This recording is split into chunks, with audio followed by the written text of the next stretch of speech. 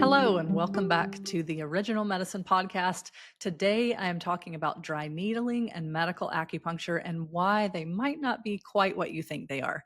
Now, before we get into this, I also want to say how many times I have gone to physical therapy and how much I appreciate this practice of medicine. I also was a business development manager for a physical therapy company in New Mexico some years back, obviously, before I went to acupuncture school. And I just think that physical therapy is an incredible modality on its own. The reason that I bring that up is because many people, when acupuncturists start to talk about the dangers and the concerns that they have about dry needling, they automatically take it as an attack on the profession. And I just want to preface all of this by saying that a license to practice one form of medicine is not a license to practice all forms of medicine. And we would see this in an example of a cardiologist may be very deeply or highly trained in cardiology, but a cardiologist would never say, "Oh, come on into my office and let me deliver your baby," because they're simply not trained in OBGYN care. So it doesn't mean that the cardiologist is not an excellent cardiologist. It simply means that unless it is an absolute dire emergency, that cardiologist is not going to step in to help with the birth of a child. And I think that we need to frame this in this way when we're talking about acupuncture, because acupuncture is the practice of Chinese medicine. And so it's not simply just the use of needles being inserted into the body, though that would be a very simplistic definition, but it is based on the understanding of Chinese medicine physiology and how disease processes occur, and then how we rewind them to help the patient heal. And so without that knowledge, we are not actually getting into thorough understanding. So I just want to preface all of that by saying I think physical therapy is an incredible medicine all on its own. I respect allopathic medicine as well. But what I don't respect is the integration of tool from another form of medicine without the appropriate training. In this episode today, I want to talk about what it is and what it's often used for, both dry needling and medical acupuncture. I also want to talk about what it's not. And then lastly, I want to talk about my concerns, the biggest dangers that I see in dry needling and also medical acupuncture. So let's get into it.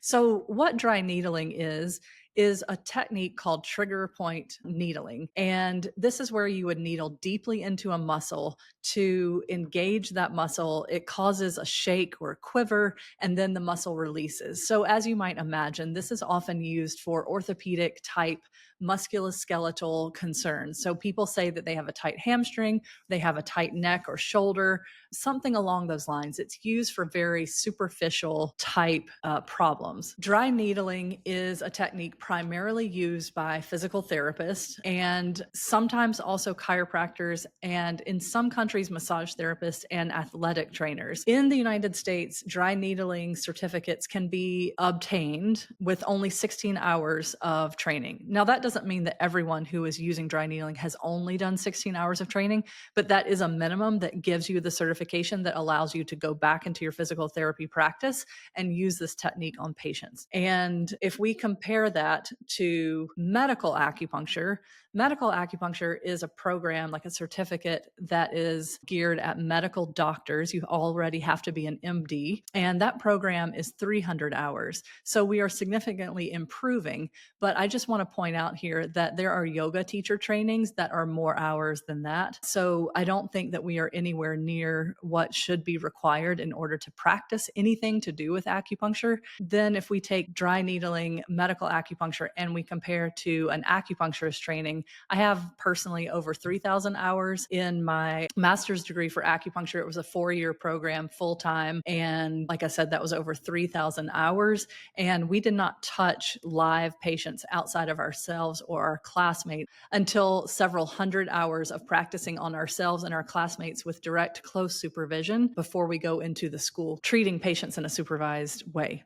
Moving on from there, let's talk about what dry needling and medical acupuncture is not. This is the whole entire purpose of me doing this podcast. I want people to understand that acupuncture is not this isolated thing where we just take some sterile needles and poke your body with it. Acupuncture is an extension of Chinese medicine. It's one way to practice Chinese medicine. In addition to that, we have Chinese medicine food therapy. So we have dietary therapy. We also have Qigong. We also have stone medicine. There are all kinds of elements that allow us to practice Chinese medicine. And the most common would probably be acupuncture. Dry needling and medical acupuncture are not truly a practice of Chinese medicine because the people who are doing this don't know Chinese medicine. So when we are looking at the body from a true Chinese medicine perspective, we are thinking about levels of energy from most exterior to most interior. So we have exterior energy, which is often where injuries happen. So you were working in the yard last weekend, you were shoveling and you turned a certain way, and oh my gosh, now you're back. You are in trouble. Like it is really hurting. Okay. This is a great example of what we would call in classical medicine a sinew channel issue. This is the most superficial level of energy, and it will often immobilize you. You will have this really tight muscle. It will be painful. Maybe you go inside and you put a heating pad on it. Hopefully, you've listened to my other episode. We do not ice injuries, but you've got this tight, painful muscle. Okay. So that is where a physical therapist would say, oh, yeah, let's dry needle this. Let's put a needle deep into that muscle and twist it and whatever, and let's get the muscle to relax, and then you'll feel so much better. So physical therapists are very highly trained practitioners of their medicine. So of course you trust them and you say yes, and you get this done. Okay, what has that done? If we are treating the superficial level of energy, to needle deeply into that layer, number one possibility is that it misses the problem altogether. So the fact that people are getting improvements from dry needling tells me that that's not the problem that's occurring in most cases. The second problem that is more likely occurring is that you are driving that pathology deeper into the body because you have taken a problem in the superficial layer, the sinew channels, and you are needling deeply. And so if you understand Chinese medicine, you understand that we are engaging the energy in the body when we needle. When we put a needle into the body, we are engaging the qi in the body, and you have just done so deeply. So if you haven't missed the energy altogether, what you have done is drive it deeper into the body. So what does this mean for this person long term? It likely means chronic degenerative disease later, but they might not know it for years. So it seems like it's helped. Most of what I hear from people who have gotten dry needling is that it didn't help them at all, or it helped them momentarily, but it was not an actual solution to the problem. And the reason is contained in this section of the podcast where I want to talk about what dry needling and medical acupuncture is not. Medical acupuncture talks quite a bit more about TCM in general. So there is more of an attempt to educate a physician about acupuncture, but from the TCM perspective. So this is modern acupuncture. If you're new listening to this episode, TCM was created in the 1950s after Mao had taken over China. So TCM is essentially communist medicine. It was a product of the Cultural Revolution in China. And what it did was take one small part of the complete system of acupuncture and make like a recipe book, so that I don't know how many barefoot doctors there were, but they took people who were not trained in medicine or in acupuncture, and they trained them. If someone has digestive problems, we're going to do this point, that point. If someone has back pain, you're going to use this point, this point, this point. Now go out across the towns in China and help people. And it was helpful. And that is what we learn in school. This is such a small part of Chinese medicine, though, that it just like makes me want to cry that this is all we learn in school. And this is why people don't always get the results they're looking for when they go to an acupuncturist who only practices TCM, because there's so much more to it. Okay. So when a medical doctor who has spent 10 or more years learning allopathic medicine goes to a medical acupuncture training for 300 hours, how can they possibly be getting a really deep understanding of the body through a Chinese medicine lens? They absolutely cannot. So they're learning TCM. They are learning point prescriptions. If the patient has this symptom, you do this point. And the amazing thing is that that can be helpful. But what is often happening, what I have known to have happened because I talked directly to the person who did it, is that physicians are using injectables. They are injecting Botox into acupuncture points because they feel that it is, quote, cooling. So let's talk about that, because I think this is a really important conversation. Botox is a toxin. right? And when you inject Botox into a muscle, you are getting a paralysis. Some physicians are using the idea of acupuncture points, but then pairing this with an injection like Botox. And then they say, this is cooling the area. This person has inflammation, so we are injecting Botox and it is creating a cooling effect. That could not be farther from the truth. In this episode, I'm not going to go into the dangers of Botox. That will be another episode on its own because I think that is also an important topic. But for these purposes, if we have pain in an area and we are saying that it is due to the person having inflammation, that inflammation occurs from a Chinese medicine perspective because there's heat and dryness. The body is responding, hopefully, with damp if it can't correct for the heat and dryness. If the patient itself, her or himself, is not correcting for the dryness and the heat, we're going to get a damp response. Okay, that Botox injection serves as a damp response, and it paralyzes the muscle and it puts something into the area that would act as a damp response to the heat and the dryness. Okay. That has not solved the problem. That is, I think, worse than a band aid because a band aid does no harm to the wound underneath it. Injecting Botox into the body when you suspect inflammation, I personally think is malpractice. And this is what happens when you have someone who is not trained in Chinese medicine using a tool that is Chinese medicine and then combining it with something else, another tool that they have in their quote toolbox, but from an allopathic medical perspective. They're mismashing the two things and they're creating a disaster. So both dry needling and medical acupuncture are taking a tool, a physical tool of Chinese medicine, the acupuncture needle, and doing something with it, but without the basis of Chinese medicine. So it's essentially using a tool you have no business using. And again, this is not an insult to the physical therapist's actual training or the physician's actual training. I think both of these professionals are looking at this like, these are additional ways that I can help my patient. And so why would I not want to? But it's because they don't understand the actual medicine. The only way that you can think that you are helping your patient with dry needling or medical acupuncture is if you know so little about Chinese medicine that you actually think what you're doing is going to help them. Okay, the last thing that I want to talk about today is the dangers of dry needling and medical acupuncture. I've touched on these things along and along, but I just want to be very clear. My first and foremost concern is safety because there is such little training involved in both dry needling and medical acupuncture that I think despite that a physical therapist is a highly trained professional, that a medical doctor is a highly trained professional, all training does not translate to another form of training. Just like I mentioned before, the cardiologist does not deliver babies because the cardiologist is not experienced in delivering babies. I'm sure that they delivered many babies during their residency before they specialized in cardiology, perhaps maybe back in the day in medical school, but this is not a reason for a cardiologist to deliver babies in present day unless it is an extreme emergency. Just like it is not necessary for physical therapists or medical doctors to be using acupuncture needles to supposedly help their patients. There are plenty of acupuncturists on the planet, and we are here and ready and excited to help you. And it just doesn't make sense as a patient to go into someone who has such little training as opposed to going to someone who is actually legitimately trained and can help you on a much deeper level. The second thing is, like I mentioned before, the long-term effects of dry needling and also medical acupuncture. If we are driving pathology into the body more deeply, there is going to be a price to pay for that later. And I think it's really important to understand the levels of energy in the body before you pick up a tool that could alter that energy. I take a very conservative approach in my practice and generally in my life.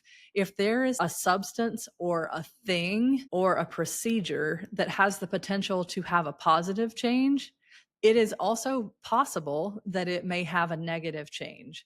The point is that it is changing something. This tool, whatever that tool may be, is creating a change. And if we don't fully understand the system within which we work, we can cause harm. My second concern about non-acupuncturists practicing acupuncture is that there's not enough knowledge and understanding for it to be done safely, in addition to physical safety, but also in addition to long-term health. The third thing is pneumothorax is a very real risk in acupuncture. It is rare, but it is real. You can collapse a patient's lung if you do not needle appropriately. When people are dry needling, and quite frankly, I think this is also true in medical acupuncture, because what are people often complaining about? Chronic pain. It is often in their back, in their neck, shoulders, migraines. People should never deeply needle in this area. And if you're not watching me, I'm pointing to my neck, to my back, my shoulder, my chest. We do not needle perpendicularly over the chest for obvious reasons. If you are needling deeply, I can't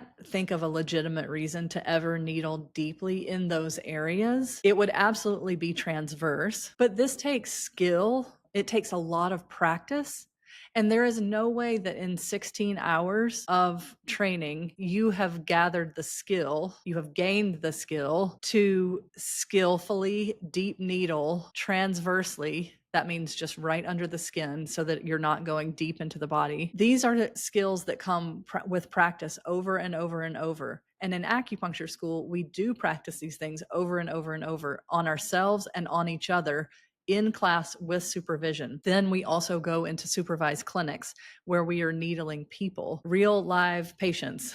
And that is not something that is happening with medical acupuncture or in dry needling training, because there's simply not the time. There's not the setup. You're taking a weekend continuing education course, and then you're going back into your practice during the week. And then you're saying, oh, hey, look at this patient who came in. They have migraines. Why don't we do some deep needling around their occiput, and that will release the tension?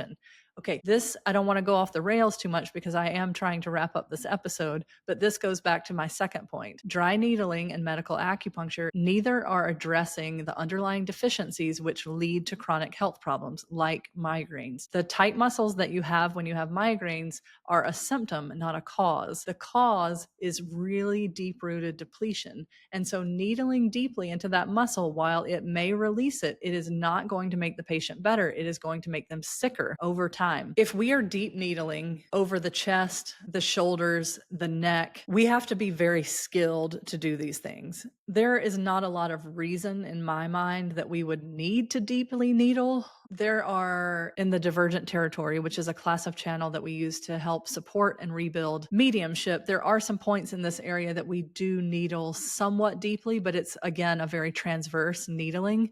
And because we are so highly trained, it never has scared me. I've never been worried about doing it because I feel that my training is so solid. It's not something that someone with 16 hours of training should ever be doing. And in addition to that, dry needling is always very rough. It's something that is done in a very aggressive way, which is not at all what we need. And the point that I want to make is that increases the risk of pneumothorax. Now, when someone has a collapsed lung from dry needling or medical acupuncture, what do you think the news will say? What will the message be to the public about this? Patient rushed to the hospital from acupuncture injury. That headline will never say, well, it might, but what will go to the public is this person was deeply injured, critically injured by acupuncture. I think that this is a huge risk for the acupuncture profession to have allowed this to happen, because it reflects poorly on our profession when someone who is not even in the profession injures a patient. Again, what I mentioned in the very beginning of this episode is I have over 3,000 hours of training to get a master's degree, a 4-year master's degree in acupuncture.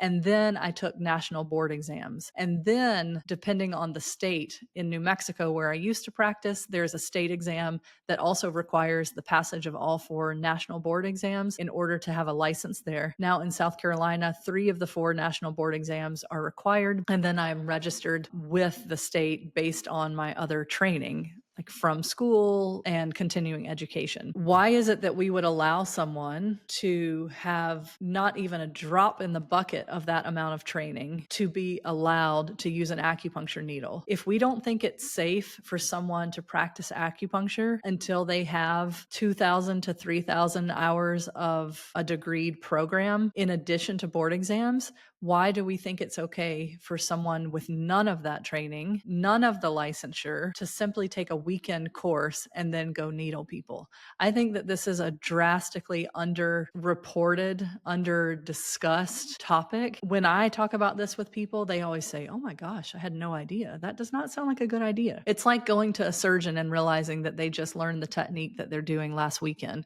and they've never done the surgery before. That's what you're doing when you go for dry needling and medical acupuncture. I know that people are going to disagree with me, but I think it's very important to talk about this and to present the whole thing. So from start to finish today, what I wanted to talk about is what dry needling and medical acupuncture is, what it also is not, which is classical Chinese medicine with an understanding of different levels of energy in the body. And then finally, I wanted to wrap up by specifically talking about the dangers that I see in dry needling and also medical acupuncture. Just to recap, is that the training is far too little for people to be wielding acupuncture needles. It's not safe for the patient. On top of that, the long-term effects of not understanding the energy with which you are working. And then thirdly, when and if patients are injured, that is going to reflect poorly on the acupuncture profession versus the medical acupuncture or dry needling lobby. So I really genuinely hope this gave you some enlightening information about dry needling and medical acupuncture. Please be sure to check this out on YouTube if you want a video. And if you have questions, please reach out to me on Instagram or also on YouTube. Comments. I want to hear it. Let's talk about it. And thank you for tuning in.